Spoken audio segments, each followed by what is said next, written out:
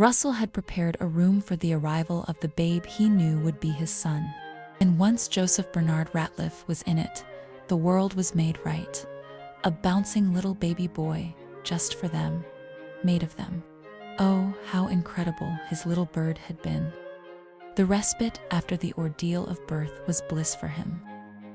And while they rested, Miss Crosby mended tension with a little reciprocal peace. It was just meant to be a little rest. Russell, wake up.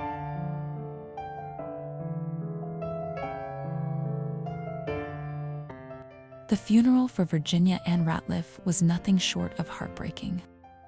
The room they had shared was tainted with what happened that night. Russell couldn't stand it, like he couldn't stand the sound of his son, and so sent him to the basement with maid and wet nurse, Miss Crosby, who also cared for her own Norma, and for the hound Samson and everything else.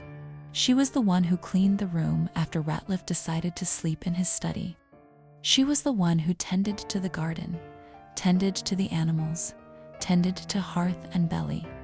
Marta even kept the table, just how Virginia had left it for him.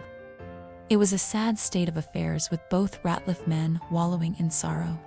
Even the younger seemed to know what had happened, wailing for a mama that wouldn't come back, sucking her dry.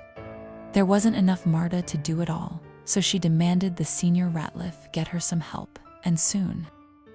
Goodbye felt ridiculous. Goodbye felt impossible. Russell didn't think they deserved goodbye. They were good people. Virginia was a good woman. Kind, generous, understanding. So why was she gone? Nothing penetrated his thick grief. Not Ida, not his little bird's family finally answering her call. They were ridiculous too, impossible too. She had written to them, provided for them, and they arrived too late. Russell didn't feel much when he asked them to stay for a while and meet his deceased wife's only child. He didn't feel much when her sister tearfully agreed. "You've spent too much. These beds are too lavish for them." "I've spent just enough. You know when I asked for help, I didn't mean a grieving woman and a sickly old man. Now wash up." Since when did more help for Miss Marta mean more mouths for her to feed?